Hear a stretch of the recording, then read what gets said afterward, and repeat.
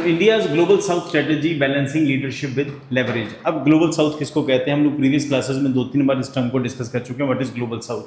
This is the south. इसमें America के south वाला पार्ट, इसका मतलब सेंट्रल एशिया, पूरा अफ्रीका और ये अपना अरेबियन पेनिनसुला, इंडिया, चाइना, यहाँ से लेके इंडोनेशिया, मलेशिया, सिंगापुर, थाईलैंड, ये सभी कंट्रीज़ को हम लोग कंसिडर करते हैं ग्लोबल साउथ में। इसमें जापान नहीं आता, इसमें ऑस्ट्रेलिया और न्यूजीलैंड नहीं आते। और ये जो लैंड लाइन है इन दो हिस्सों को जो बांटती है, दैट इज ब्रांडेड लाइन इसको कहते हैं। और अब इस लाइन का मतलब ये है कि नीचे की जितनी कंट्रीज़ हैं ये सभी कंट्रीज़ अंडर डेवलप्ड हैं, डेवलपिंग हैं और अंडर डेवलपिंग हैं। ऊपर की जो कंट्रीज़ हैं वो सब डेवलप्ड है।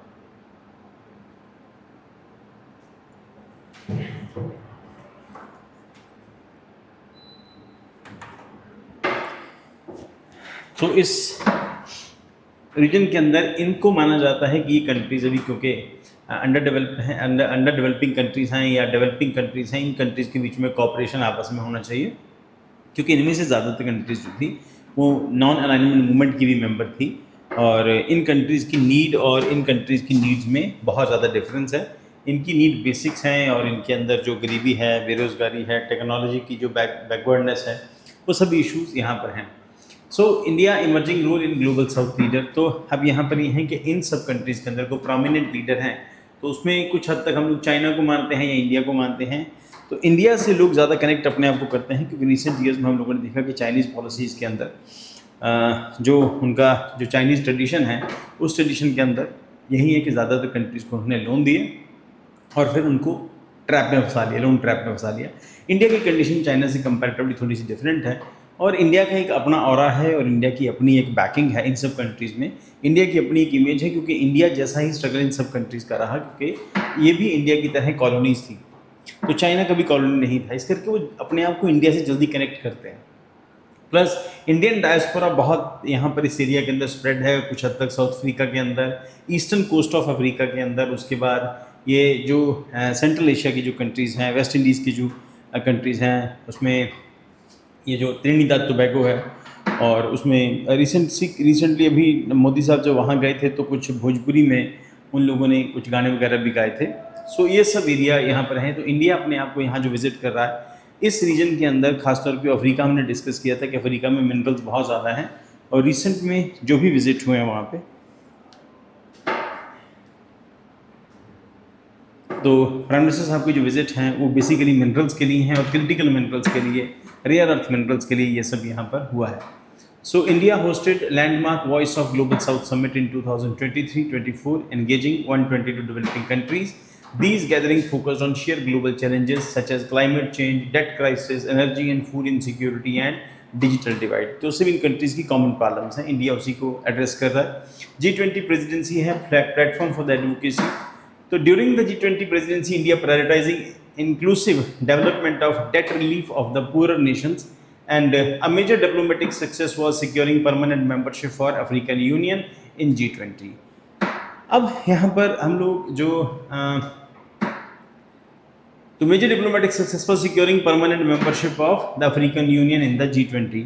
तो जो G20 ग्रुप है, ग्लोबल जो 20 कंट्रीज़ हैं, डेवलपिंग कंट्रीज़ हैं, एक बड़ा पावरफुल ग्रुप है, तो उसमें इंडिया सपोर्ट कर रहा है कि आप इसको अफ्रीकन यूनियन को उसके अंदर इंक्लूड करो and move that बॉल्स्टर India's leadership image among the developing countries. तो इसमें इंडिया की इमेज जो है कंपैरेटिवली बेटर होकर आ रही है। Along with that expanding developmental parameters, India continues to grow in the developing aid and capacity building efforts across Africa, Latin America and South East Asia. ये सभी वही कंट्रीज़ हैं जिनकी नीड्स जो हैं वो बहुत इंपॉर्टेंट हैं, सबकी एक जैसी हैं और मोस्ट ऑफ द कंट्रीज़ ना they are cooperating with each other और सबके अपने अपने इंटरेस्ट हैं क्योंकि सबको अपनी जो पॉपुलेशन है, डेंस पॉपुलेशन है, उसको पालना है, गरीबी है वहाँ पर और टेक्नोलॉजिकल जो बैकवर्डनेस है, लैकनेस ऑफ सो मैनी रिसोर्सेज हैं, प्लस फूड सिक्योरिटी का इशू है। जैसे इसके अंदर ये जो कंट्रीज़ हैं इसको हम लोग अफ्रीकन बाइट कहते हैं। अफ्रीकन बाइट की जो कंट्रीज़ हैं, जो भी कंट्रीज़ अफ्रीकन बाइट में आती हैं, जैसे उसमें बेनिन है, टोगो है, घाना है और तंजानिया है और जहाँ जहाँ नरेंद्र मोदी का अभी विजिट रहा है, इन सब कंट्रीज़ के अंदर खासतौर के ऊपर जो वेस्टर्न अफ्रीका की जो कंट्रीज़ है जिनके अंदर फ्रेंच इन्फ्लुएंस बहुत ज़्यादा है, इन कंट्रीज तक अभी तक इंडिया इग्नोर करता रहा। आज से कुछ 6-7 महीने मैंने पहले पढ़ाया भी था कि इंडिया साउथ अमेरिका को मिस कर रहा है। चाइना की साउथ अमेरिका पे ग्रेट कमांड है, डिस्टेंस का इशू नहीं है, विलनेस की थोड़ी सी कमी थी।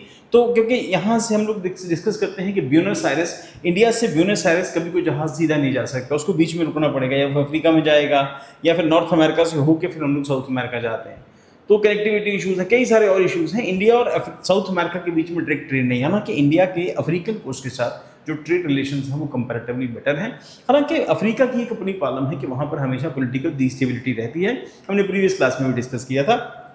ज़्यादातर कंट्रीज लैंडलॉक हैं, इस करके रिसोर्सेस इन कंट्रीज के पास हैं। क्यों? क्योंकि ये जो पार्ट है, ये मदरलैंड कहते हैं ना इसको, इस पोर्शन को, है ना। सो मदरलैंड होने की वजह से, क्योंकि सारे कॉन्टिनेंट इसी से निकले हैं, तो इसमें मिनरल्स बहुत ज़्यादा हो सकते हैं और रेयर अर्थ मिनरल के चांसेस बहुत ज़्यादा हैं। यहाँ पर साउथ अमेरिका में, इंडिया के इस पोर्शन के अंदर, चाइना के पास तो है, रशिया के पास है, वो अंगारा लैंड है, वो गोंडवाना लैंड का पार्ट आता है। तो कई सारे इश्यूज़ यहाँ पर हैं, इंडिया को रिसोर्सेज यहाँ पे मिल सकते हैं, इसी करके इंडिया यहाँ पे विजिट कर रहा है, इंडिया टारगेट भी कर रहा है। Solidifying its role in the trusted development partners. देखो बेटा, मैं बार बार अपनी क्लासेस में भी डिस्कस करता हूँ कि इस टाइम पर अफ्रीका के अंदर इस टाइम पर जो भी कंट्री अफ्रीका के अंदर इन्वेस्टमेंट करेगी वो पैसे कमाएगी। क्यों? क्योंकि ग्रेजुअली पूरे वर्ल्ड के अंदर जो ग्लोबल डिस्पैरिटी थी वो ग्रेजुअली कम होती जा रही है। डिस्पैरिटी मतलब अमीर और गरीब का गैप कंपैरेटिवली लगातार कम होता जा रहा है, और उस गैप के कम हो जाने की वजह से इंडिया के लिए बेटर अपॉर्चुनिटीज़ हैं अफ्रीका के अंदर, और इंडिया को अफ्रीका और साउथ अमेरिका एक्सप्लोर करना चाहिए, क्योंकि हमारे लिए मार्केट्स भी हैं। भगवंत मान जैसे बेवकूफ़ नेता तो कई बारी ऊटपटांग बोलते रहेंगे, 2 पैग लगा के उन्होंने क्लेवेशिया कुशिया बोल दिया। इडियोटिक है, बेवकूफ़ी भरा है। जो लोग इंटरनेशनल रिलेशंस को समझते हैं उनको पता है अफ्रीका की इंपॉर्टेंस क्या है। अफ्रीका मिनरल से भरा पड़ा है, हम नहीं पहुँचेंगे तो चाइना उसको पहुँच के एक्सप्लोर करेगा, एक्सप्लॉइट करेगा। जिसके पास रेयर अर्थ मिनरल्स होंगे वर्ल्ड के ऊपर इस टाइम वही रूल करेगा। और यहाँ पर मिनरल्स हैं, और हम लोग साउथ अमेरिका के अंदर हम लोग अर्जेंटीना डिस्कस कर चुके हैं। आप सब लोगों को याद होगा, हम लोगों ने वो 3-4 महीने पहले डिस्कस भी किया था कि चाइल के अंदर जो है वो चाइना जो लिथियम आयन है, लिथियम जो है उसको एक्सप्लोर कर रहा था, लिथियम को। और हमने डिस्कस भी किया था कि चाइल के अंदर जो है फ्रेश वाटर की प्रॉब्लम है, और चाइना बहुत ज़्यादा पानी वेस्ट कर रहा है, और इसकी वजह से इस एरिया के अंदर लिथियम तो है, तो इस करके इंडिया इन कंट्रीज़ में विजिट कर रहा है। बाकी जो इशू है आज की क्लास के अंदर वो इन सब एरियाज़ को, इन सब को लीड करने का है, इनकी लीडरशिप को लेकर इश्यूज़ हैं। और offering transparent alternative to China in contrast to China's Belt and Road Initiative, India promotes more transparent, less debt heavy development model appealing to the nations wary from Chinese influence. अब Indian attitude और Chinese attitude में आपको major difference बताता हूँ। China से इन countries को export होता था, चाइना इन कंट्रीज़ को बाइक्स बेचता था, और जो बाइक्स जाते थे वो एक बॉक्स में जाते थे, एक बड़े से बॉक्स में, उसमें बाइक होता था लकड़ी के बॉक्स में, और सारा बाइक वहाँ पहुँच के उनको असेंबल करना होता, जिसकी कोई गारंटी नहीं होती थी। इंडियन बाइक से कंपैरेटिवली पावरफुल बाइक थे, 150 सीसी का बाइक होता था। अब उसके बाद इंडियन कंपनी वहाँ पहुँचती है, उसमें टाटा है और उसमें हीरो है और उसमें 1-2 कंपनीज और भी हैं इंडिया की, और महिंद्रा की गाड़ियाँ हैं, टाटा की कारें, टाटा के ट्रक हैं। ये जब इस एरिया के अंदर पहुँचते हैं, ये खासतौर पर बाइक के केस में इन यहाँ पर इन कंट्रीज़ में खूब सारा इनको जो नए मॉडल लेके आए इंडियन कंपनीज, और इन सब एरियाज़ के अंदर इन सबको जब इंडियन बाइक जाएगा तो 1 साल की गारंटी भी देगा। तो गारंटी वाला मामला शुरू हुआ, तो उनको पता चला कि अब रिलायबिलिटी जो है, चाइना उनको एक्सप्लॉइट कर रहा था, वो बाइक दे रहा था, गारंटी कोई नहीं देता। इंडियन कंपनी पहुंची, बाइक भी दिया, और उनसे थोड़ा सा ह्यूमैनिटेरियन टच भी दिया, हम आपकी केयर करते हैं, इस करके हम आपको बाइक बेच रहे हैं, 1 साल की गारंटी भी दे रहे हैं। ये इशू थे। प्लस इंडियन कारें जो हैं खासतौर पर महिंद्रा साउथ अफ्रीका में खूब फेमस हो रही है। सो उसके बाद हिस्टोरिकल एंड मॉरल अलाइनमेंट है। Drawing from its legacy to the non alignment movement, anti colonial solidarity, India appeals to the historical aspiration of the global south, reinforcing the image of principle leader, जिसको हमने discuss किया class के starting में। इन सब countries ने कहीं ना कहीं पर, ये सारी कंट्रीज ऑलमोस्ट कहीं ना कहीं पर किसी न किसी कंट्री की कॉलोनी रही थी, और इंडिया अपने आप को कॉलोनी होने की वजह से इन सबसे कनेक्ट कर पाता है बहुत अच्छे से। चाइना के साथ ऐसी कंडीशंस नहीं थी। और उसके बाद इंडियन डायस्पोरा का यहाँ पे रोल बहुत इंपॉर्टेंट है। इंडियन लोग भी यहाँ पर गए, और महात्मा गांधी का रोल साउथ अफ्रीका के अंदर, बाकी सब कीनिया वगैरह में भी इंडियन ठीक ठाक नंबर में रहते हैं। What is the global south? Global south encompasses countries primarily Asia, Africa, Latin America, Oceania that share histories with the colonialism and relatively lower economic development, although not strictly geographically term stands in contrast to the affluent global north, which includes nations in the North America and western Europe. North के अंदर वही country normally आती हैं जो पैसे वाली country रही हैं, कंपैरेटिवली वेल्दी कंट्रीज रही हैं, और ये सब कंट्रीज में ज़्यादातर में मिजरेबल कंडीशंस रही। सो उसके बाद the term has gained prominence in the global diplomacy, particularly in coalition with BRICS, G77 and non alignment movement. Member countries often advocate for the equitable trade, climate justice, technology access and multipolar world order. India, though summits and forums, has actively positioned itself as a leading voice of this collective. India's Gaza position creates diplomatic friction. अब यहाँ पर एक aspect है, recent days में India Gaza को लेके जो भी इंडिया की तरफ से गया, या फिर हमने सॉलिडारिटी हम लोगों ने जो शो की इसराइल के साथ, उसका हम एक डिसएडवांटेज ये मिला कि पाकिस्तान को यूनाइटेड नेशन के अंदर जो है उसको प्रिजाइड करने का मौका मिल गया, और परमानेंट्स तो नहीं, नॉन परमानेंट के अंदर। So India's over support to the Israel during the Gaza conflict following October 7, 2023 attacks has drawn criticism from the many global South nations, क्योंकि उनमें से ज़्यादातर कंट्रीज जो हैं मुस्लिम वर्ल्ड से बिलोंग करती हैं, तो अफ्रीका की भी कंट्रीज मुस्लिम वर्ल्ड से बिलोंग करती हैं, तो इस करके इजिप्ट है, उसके बाद ऊपर की जो नॉर्थ की जो कंट्री है, सोमालिया है, इन सब कंट्रीज़ के अंदर भी इंडिया के बारे में थोड़ा सा ये गया, क्योंकि मुस्लिम होने की वजह से थोड़ा सा इंक्लिनेशन उनका गाज़ा की तरफ थोड़ा सा ज़्यादा रहता है, और वेस्ट से थोड़ा सा नाराज हैं क्योंकि इजराइल वेस्ट को रिप्रेजेंट करता है या नॉर्थ को रिप्रेजेंट करता है। तो this alignment cost India diplomatically evident, it is less to Pakistan for the UNESCO executive board vice chairman role in decreased participation from the key global south countries in the second voice of the global south summit. Next is India silence on Israel action in Gaza was interpreted by many developing nations as tilt toward western powers raising doubt about its neutrality. तो ये एक aspect रहता है कि आपको ultimately कभी ना कभी बायस हो जाना पड़ता है, तो इंडिया की बायसनेस उनको हो सकता है ज़्यादा पसंद नहीं आई हो, पर हर कंट्री अपने नेशनल इंटरेस्ट के लिए काम करती है। हम हमारे अपने अपने नेशनल इंटरेस्ट हैं, हम अपने नेशनल इंटरेस्ट के लिए फ़िलहाल इजराइल की सपोर्ट कर रहे हैं, उसके पीछे हमारे अपने रीजंस हैं।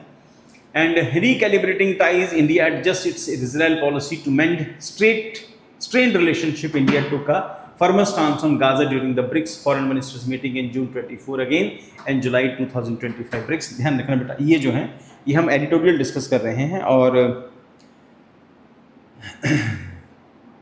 थोड़ा सा बड़ा टॉपिक है ये। मैंने सोचा था कि पहले इसको थोड़ा कंपाइल करके थोड़ा सा कंप्रेस करके पढ़ा दूँ, मुझे लगा कि मुझे खुद पढ़ के जो है मज़ा आया, तो मुझे लगा कि नहीं सारा डिस्कस कर लेना चाहिए आप लोगों के साथ। और ये हिंदू का है, शायद ये इंडियन एक्सप्रेस या हिंदू का एडिटोरियल है। Recalibrating ties, तो the statement marked India's strongest multilateral condemnation of Israel's action and also included criticism for strikes on Iran, signaling India's effort to balance its strategic interest with the global South leadership ambition। अब यहाँ पर हम balance करने की कोशिश कर रहे थे पिछले कुछ दिनों में इजराइल और ईरान के बीच में, और जो एफर्ट्स हैं इंडिया के, क्योंकि जो गाज़ा में इजराइल के साथ रहा और जो ईरान के साथ रहा, हम लोग डिस्कस करते हैं बार बार। ईरान के साथ हमारी दोस्ती की जो डेफिनेशन है कुछ और है, इजराइल के साथ डेफिनेशन कुछ और है, इस करके कई बार ऐसे जो इश्यूज़ आते हैं तो बैलेंस करने की इंडिया कोशिश करता है। So do Israel remain a critical defence partner, India's recalibrating tone was necessary to retain goodwill among global South allies whose remain official to the Gaza conflict. India's diplomatic tightrope and BRICS terrorism and trade-offs। एक aspect हो सकता है बहुत सारी countries Iran की support करती हों, मुस्लिम world भी ईरान की सपोर्ट करता हो, मुस्लिम वर्ल्ड तो गाज़ा की भी सपोर्ट करता है। कितनी कंट्रीज हैं जो निकल के फ़लस्तीन की फेवर में आई, या कितनी कंट्रीज ऐसी निकल के जो ईरान की फेवर में आई मुस्लिम वर्ल्ड में से? पाकिस्तान हुआ या ईरान इराक हुआ या फिर सऊदी अरेबिया, यूएई, इनमें से कोई कंट्री किसी की सपोर्ट में नहीं आता। सब अपने अपने नेशनल इंटरेस्ट पूरे करते हैं, सो कॉल्ड दिखावा किया जाता है सॉलिडारिटी का किसी भी कंट्री के साथ हो, तो हम ड्रामा सारी कंट्रीज करते हैं, तो थोड़ा बहुत हम भी करते हैं। रीज़न उसके पीछे बार बार यही डिस्कस करते हैं कि सबके अपने अपने नेशनल इंटरेस्ट होते हैं। हमारे नेशनल इंटरेस्ट इस चीज़ में तो हम लोग ये कर रहे हैं। So India's diplomatic tightrope at BRICS terrorism and trade-offs. At the Rio BRICS summit, India scored a diplomatic win by securing the bloc of unified condemnation of the Pahalgam terror attack, including strong language of the cross-border terrorism and the terror financing, the rare agreement that even included China's endorsement. अब यहाँ पर BRICS summit के अंदर, China में SCO summit हुआ था, वहाँ हमने डिस्कस किया कि वहाँ पर पहलगाम इशू को नहीं एड्रेस किया था, तो उन लोगों ने वहाँ पर जो जफर ट्रेन थी उसको लेके इश्यूज उठाए, बट यहाँ पर हम लोग सक्सेसफुल रहे। हम लोगों ने यहाँ पर पहलगाम अटैक का इशू उठाया और फिर हम लोगों ने डिप्लोमेटिक जो यहाँ पे वे में उसको हैंडल किया। इसी सिमिलरली हमने डिस्कस किया था जब क्वाड की मीटिंग होती है तो क्वाड में भी हम लोग जो है इस इशू को उठाते हैं, पहलगाम अटैक को, और हमें सपोर्ट मिलती है। So this achievement came in the face of skepticism from some global South members following India's Operation Sindhur strike in Pakistan. To address these concerns, India dispatched a multi-party delegation to clarify its position. अब कुल मिला के हो सकता है कि उन countries के इंडिया के अगेंस्ट जाने के पीछे एक रीज़न ये है कि इंडिया जो है वो पाकिस्तान के ऊपर भी स्ट्राइक किया इंडिया ने, तो वो भी अपने आप को पाकिस्तान को मुस्लिम वर्ल्ड से जोड़ लेता है, तो ये भी एक आस्पेक्ट रहता है। तो ये भी अपने आप को मुस्लिम वर्ल्ड से जोड़ने के बाद जो कई सारे जो टॉपिक चल रहे हैं यहाँ पे,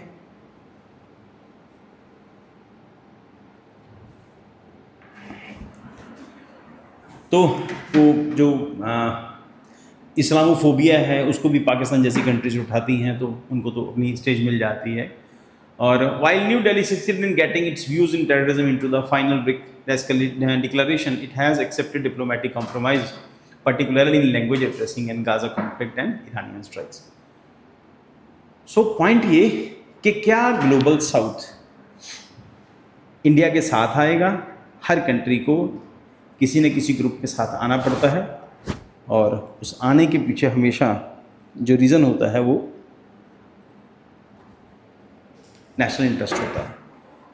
तो जब इन कंट्रीज़ के नेशनल इंटरेस्ट इंडिया के साथ आएंगे तो इंडिया आगे बढ़ाएंगे, जब किसी और कंट्री के साथ जाएंगे उसके आगे बढ़ाएंगे, पर अल्टीमेटली सब चीज़ें आके फाइनेंशियल इंटरेस्ट और नेशनल इंटरेस्ट पे ख़त्म हो जाती हैं। जितने भी इंटरनेशनल रिलेशंस हैं, एथिक्स की जगह इंटरनेशनल रिलेशन में थोड़ी सी कम होती है।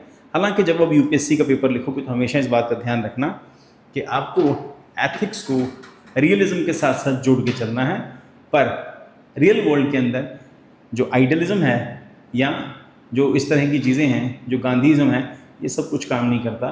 साथ साथ चलता ज़रूर है, और पर अल्टीमेटली इंटरनेशनल रिलेशन जो हैं वो रियलिज्म पर बेस्ड होते हैं, और रियलिज्म यही कहता है जिसके पास पावर है, जिसके पास पैसा है, या जिसके पास एक आइडियोलॉजी है, वही कंट्रीज जो है दुनिया में सर्वाइव करती हैं।